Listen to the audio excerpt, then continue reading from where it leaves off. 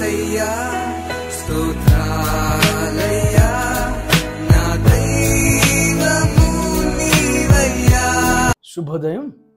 క్రీస్తునందు ప్రియమైన దేవుని బిడ్డలారా, మన రక్షకుడైన యేసు క్రీస్తు యొక్క పరిశుద్ధ నామములో మీ అందరికి కూడా ఉదయకాల శుభాలు తెలియజేస్తున్నాను. ఈ దిన మన టీఎల్సీ అనుదిన ఆహారంలో దేవుని యొక్క వాక్యాన్ని మనం జ్ఞాపకం చేసుకుందాం. నిర్గమాకాండం 18వ అధ్యాయము 19వ వచనాన్ని చదువుకుందాం. కాబట్టి నా మాట వినుము, నేను నీకు ఒక ఆలోచన చెప్పెదను, దేవుడు నీకు తోడైండెను. ప్రజల పక్షమున నీవు దేవుని సముఖమందు ఉండి వారి వ్యాజ్యములను దేవుని యొద్దకు తేవలెను. దేవుని బిడ్డలారా, ఉదయకాల సమయంలో దేవుడు 2 శ్రేష్టమైనటువంటి తలంపుల ద్వారా మనతో మాట్లాడుతూ ఉన్నారు. మొదటి తలంపు ఏంటంటే, కాబట్టి నా మాట వినుము అనేటువంటి మాట జ్ఞాపకం చేయబడుతుంది. దేవుని బిడ్డలారా, జీవితంలో ఎందరెందరో మాటలు వినటానికి ఇష్టపడతాం.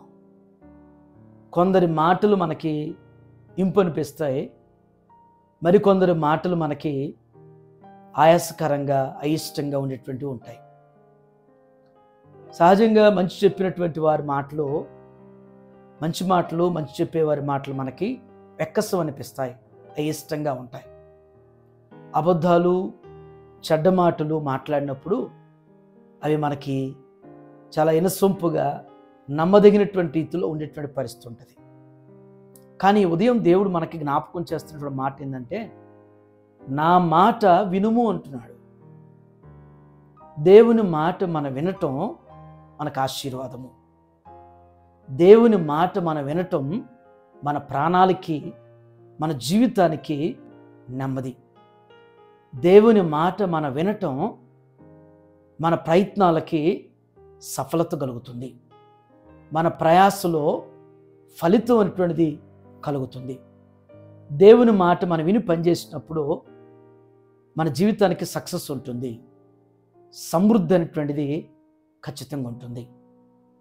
ఇప్పటి వరకు మన జీవితంలో, నీ జీవితంలో దేవుని మాట విన్నావో పెడచెవిని పెట్టేవేమో, కానీ ఈ దినం, ఈ క్షణం నుంచైనా దేవుని మాట వినాలి, దేవుని మాట ప్రకారం ఉండాలి, చెయ్యాలి అనుకున్నప్పుడు నీ జీవితంలో దేవుడు ఆశ్చర్యమైన కార్యాలు చేస్తాడు. రెండవ తలంపు, నేను నీకు ఒక ఆలోచన చెప్పేదని అంటున్నాడు. నీవు ఆయన మాట వింటే ఆయన నీకు ఒక ఆలోచన చెప్తాడు. దేవుడు నీకు కావలసినటువంటి ఆలోచన అంటే, ఆ ఆలోచన నీ ప్రాణానికి ఆయాసకరంగా ఉండదు. ప్రభు చెప్పేటువంటి ఆలోచన మనకి చాలా నెమ్మదికరంగా, సంతోషకరంగా ఉండేటువంటి ఆలోచన మన ప్రభు చెప్తాడు. మన ప్రభు యొక్క ఆలోచన ద్వారా మనకు మేలు కలుగుతుంది.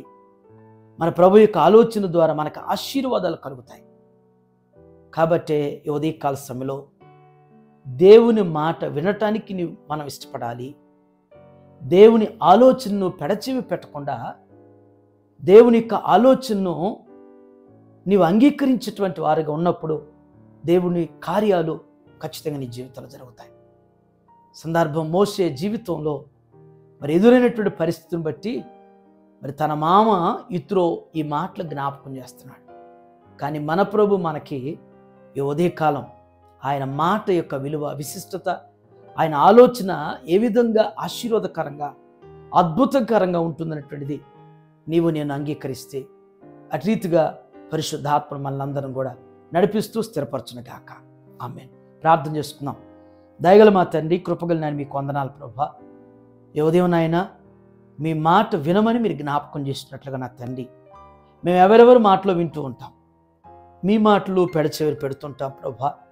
జీవం కలిగినటువంటి మాటలు, మాకు ప్రయోజనకరమైనటువంటి మాట, మాకు మేలుకరమైనటువంటి మాట, మా జీవితాలకు నాయన మంచి దిశ దశను మార్చగలిగినటువంటి మీ మాటను ప్రభువా మేము అంగీకరించేవారుగా స్థిరపరచమని ప్రార్థన చేస్తాం. మీ ఆలోచనలు అవి దొడ్డవి ప్రభువా. మీ ఆలోచనలు మాకెంతో మేలుకరమైనవి. మీ ఆలోచనలు మాకు, మా కుటుంబాలకు ఆశీర్వాదకరంగా మార్చబడతాయి. ఏ ఉదయం నాయన మా సొంత ఆలోచనల మీద మేము ఆధారపడకుండా, మా సొంత నిర్ణయాల మీద దేవా మేము స్థిరపరచబడకుండా నా తండ్రి మీ మాట విని మీ ఆలోచన గైకొని జీవించేటువంటి వారుగా స్థిరపరచండి. ఈ ఉదయం టీఎల్సీ అనుదిన ఆహారం చూస్తున్న ప్రతి బిడ్డను ప్రతి కుటుంబాన్ని కూడా జ్ఞాపకం చేసుకుని ప్రభువా దేవా మీ మాటలు వారి హృదయాల్లో స్థిరపరిచి మీ ఆలోచన ద్వారా వారి జీవితాల్లో మీ కార్యాలు జరిగించి నడిపించమని యేసునామములో ఈ ప్రార్థన మీకు సమర్పించున్నాను తండ్రి. ఆమేన్. దేవుడు మిమ్మల్ని దీవించును గాక. ఆమేన్.